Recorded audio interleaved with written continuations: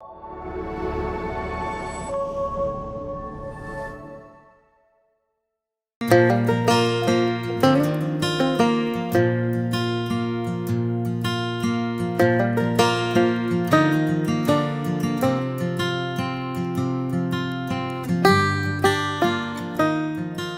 to get my batch of kombucha going today. I have a few things on the go. I've got a little bit of yogurt cooking. I used to do a lot of, when I had my kids at home, I used to do a lot of baking and made bread and a lot of canning. Actually, I did a lot of canning too, and I kind of miss all that stuff. Right now, I'm just sort of doing a few things to try to be a little healthier, and so I'm brewing some black tea, and I'm gonna dig this very large SCOBY out of my kombucha because I've actually left this guy in for way too long. So we're making sure that everything is clean and kind of sanitized, and we're going to start a fresh batch.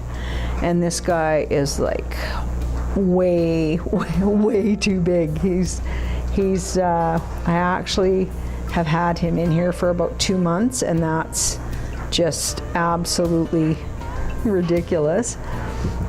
So this batch of kombucha that I have in here is actually, I'm gonna sort of throw it away, and I'm gonna sort of start again because I've got this really wild, I don't even know if I can get him out of the jar. I've got this really wild thick SCOBY going on here, and usually like it's just thin.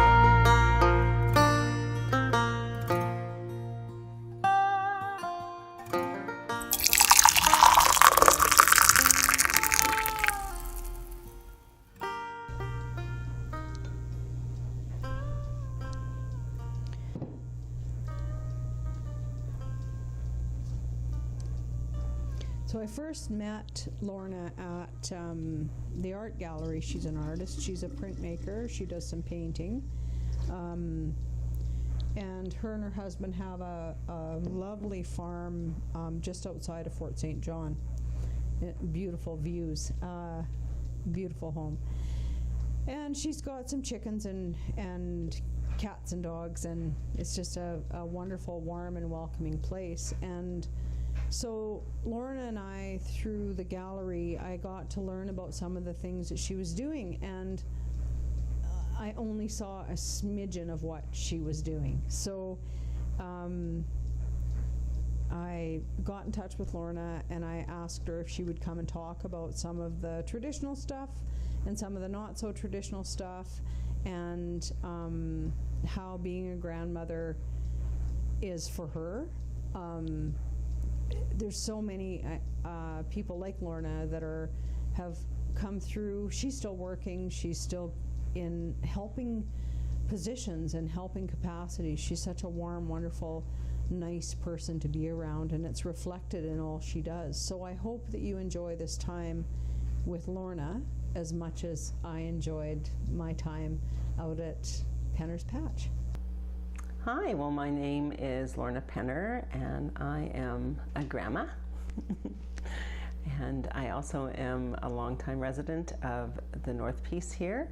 I live in Montney, BC, on a farm where we did lots of grain farming before, and now we actually rent out our land, and we just get to do some small snippets of things. Like we have chickens and pigs and a big garden and things like that. We grow lots of produce, and we have fruit trees and different fruit and apples and raspberries and haskaps and things like that.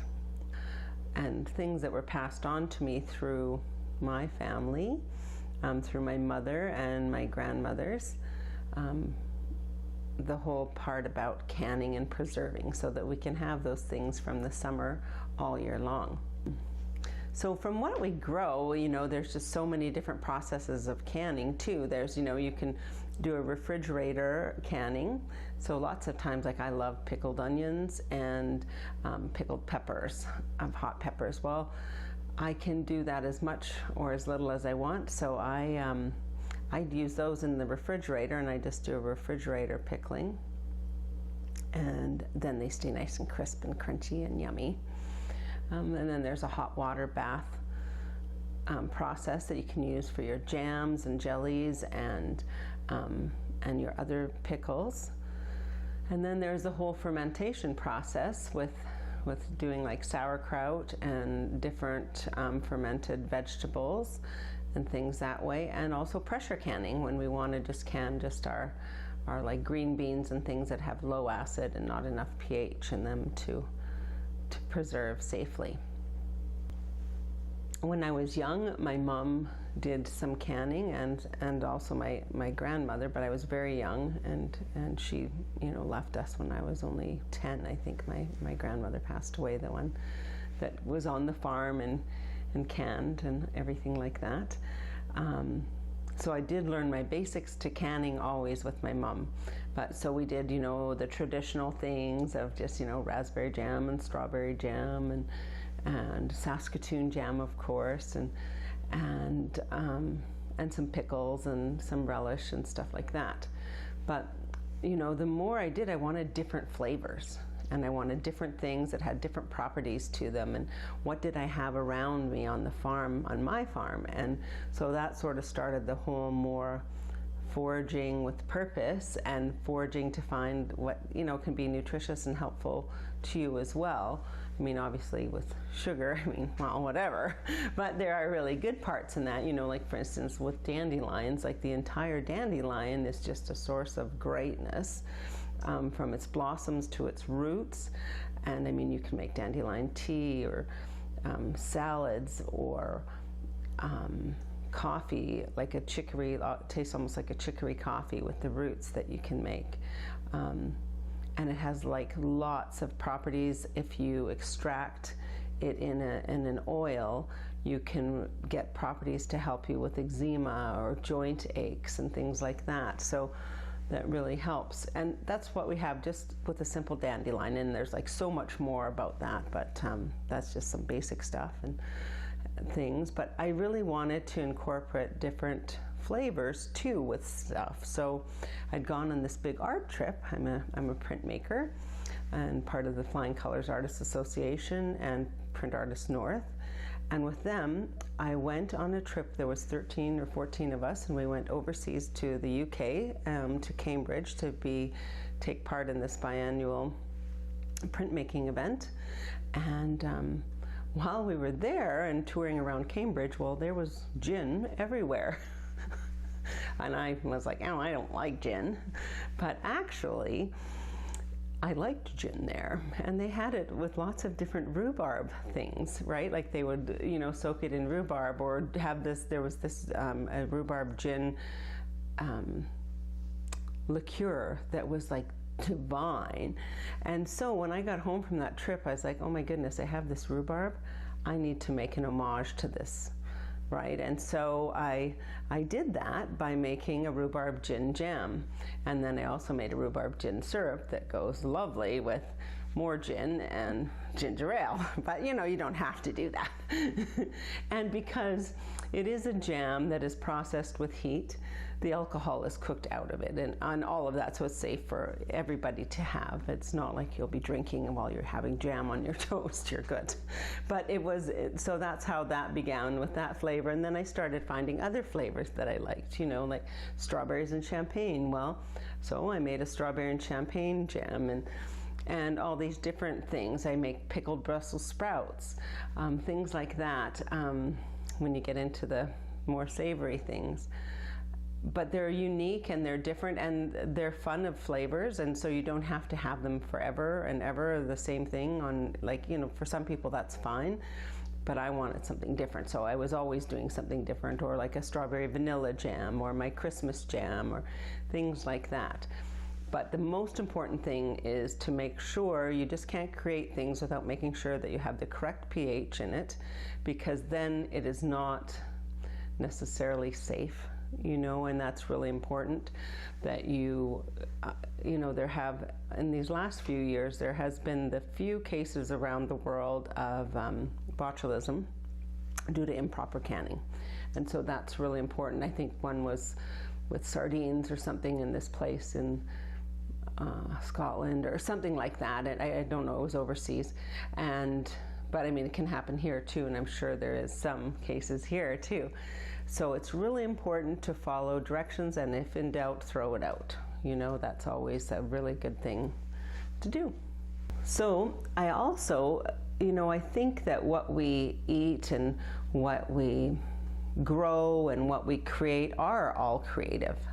And so they kind of link that all together in the process of life, like what we have, the beauty outside, oh, it's so beautiful, or those rose petals, oh, they're just so beautiful. Well, they make the most delightful jelly, you know, and I mean, those are things that have been made for many, many generations, but lost somewhere along the line. You don't see very many people doing those things anymore. Or, you know, dandelion wine. My great-grandmother made a dandelion wine in the coal branch, and it was pretty renowned, you know.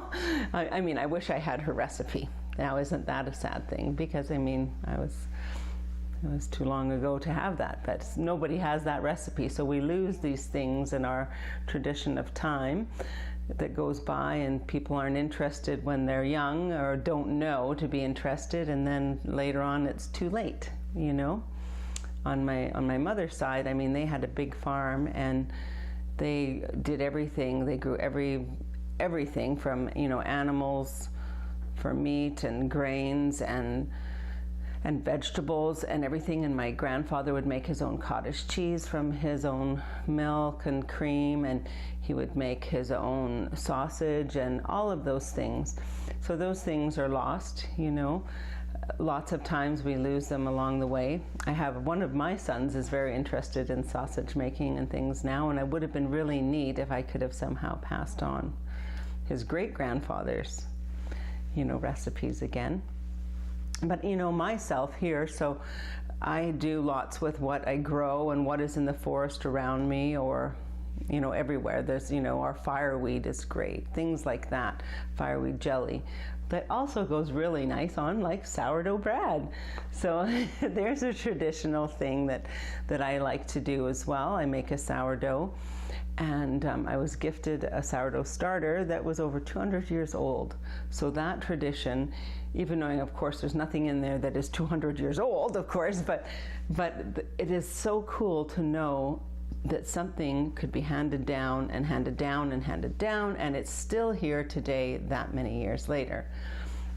So of course it came from Europe, not from northern BC, because yeah, no, that's not happening.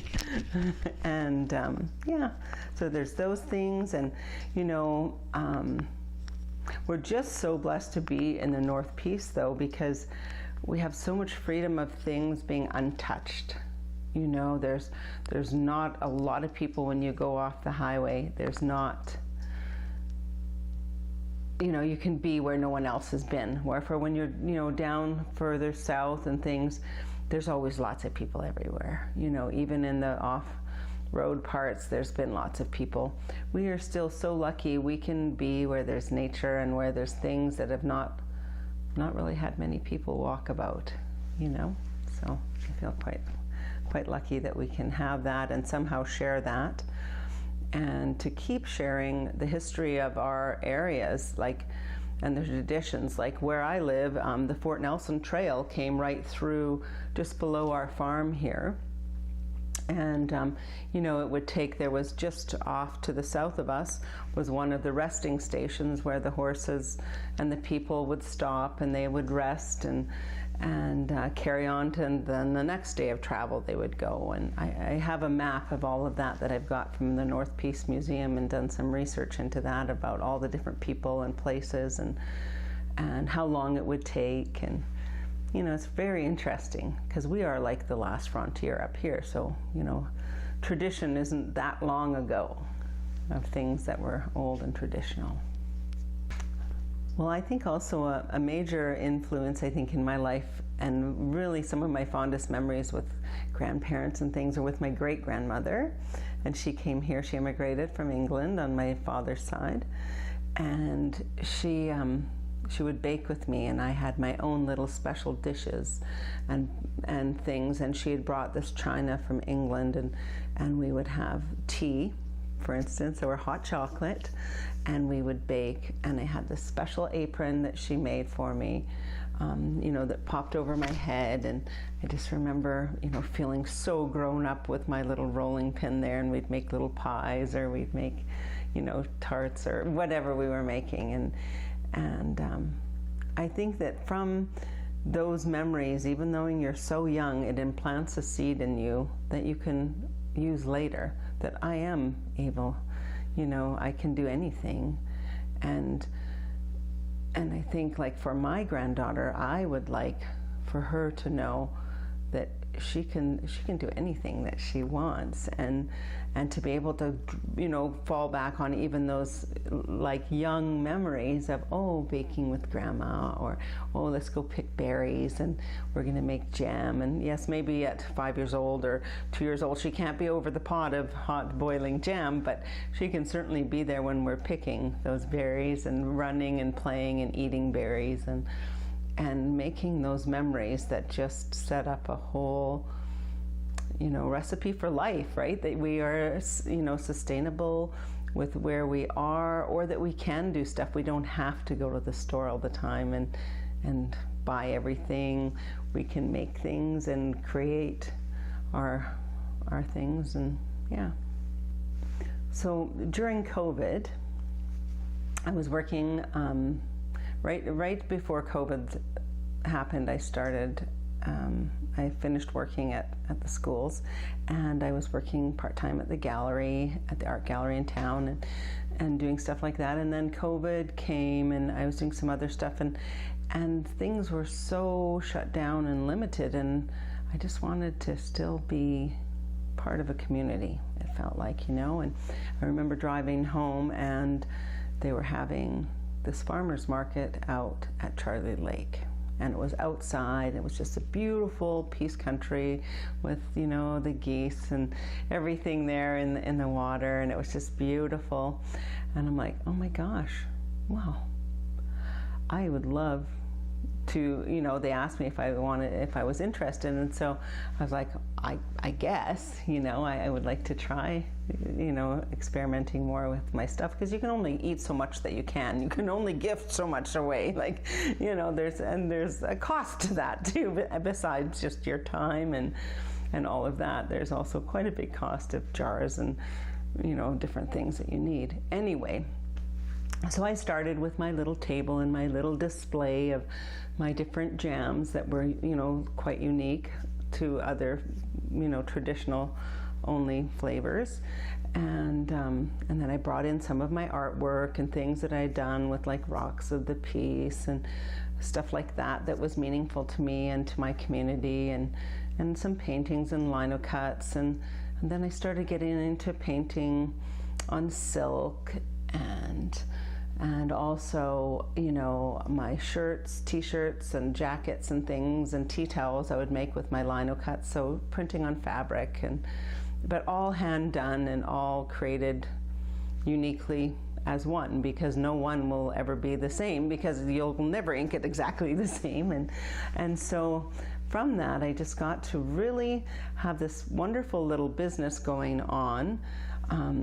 And it was called Penner's Patch. I tried to keep everything as local and, like, within, my farm, of what I could get. I mean, some things obviously you have to go elsewhere, or to my neighbors to pick, or, stuff like that. But to really just be able to share things that brought me joy making, there's nothing more satisfying than, you've picked all these things and you've washed your berries or your vegetables or whatever, and then you start getting everything ready and prepared, and then all of a sudden at the end of the day, up on the counter are all these rows of jam or all these rows of pickles, and you're like, And it's just like this great feeling and so satisfying. And not that you're, trying to sell it to make $1 million or anything, but so that you can keep having that great moment, right? And yeah, and then with that too, I was doing lots of different baking that was incorporating what was in season here. So, I might have cinnamon buns that have Haskell's and almonds. I mean, obviously almonds aren't here, but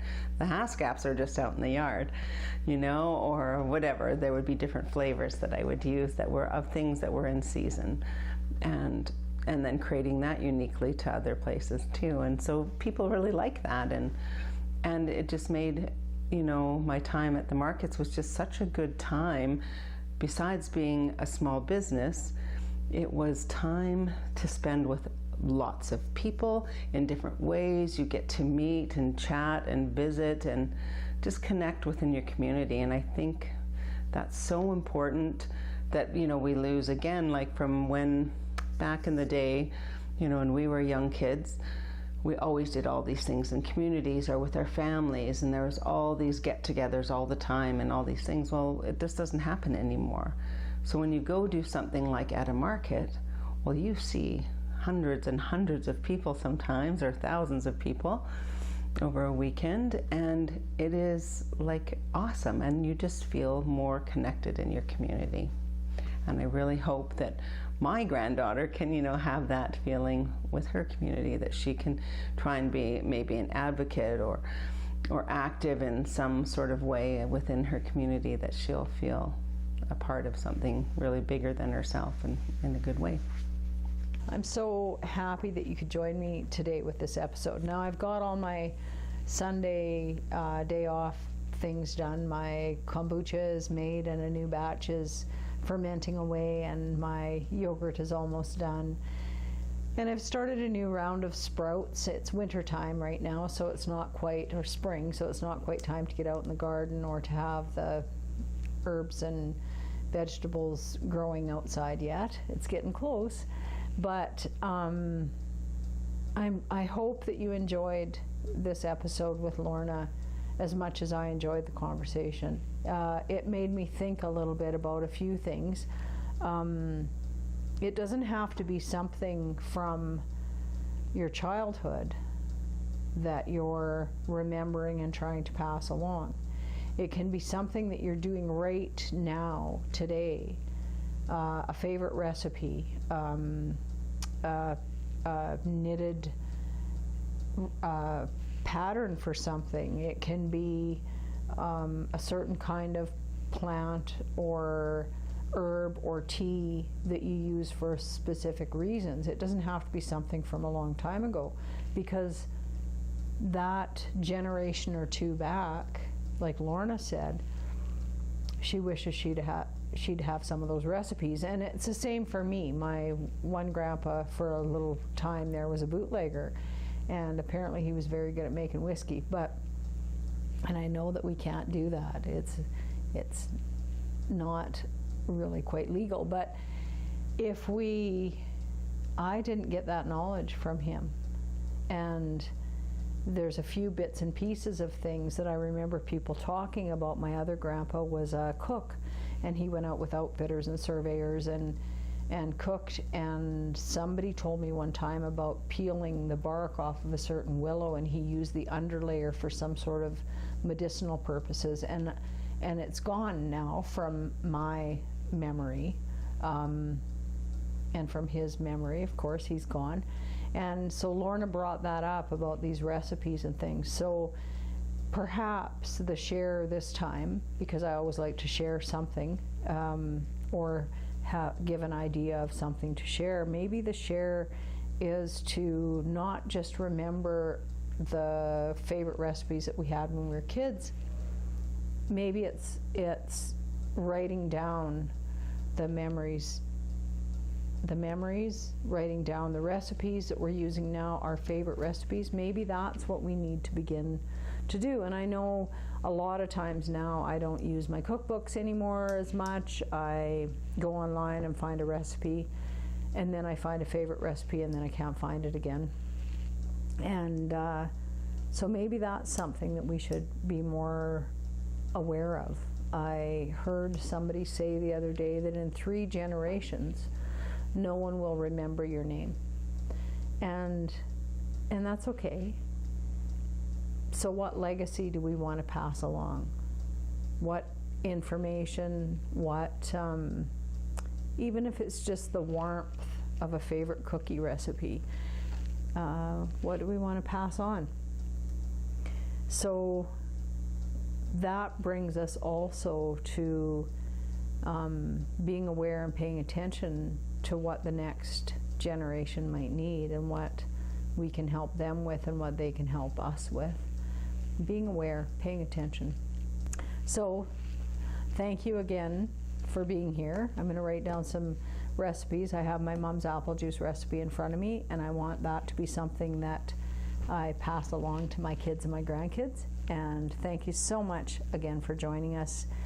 And please remember that no matter how old you are, there's a generation that's following that you can pass along something to. Big, small, it's okay. Have a great day. Take care. Keep smiling. Be kind.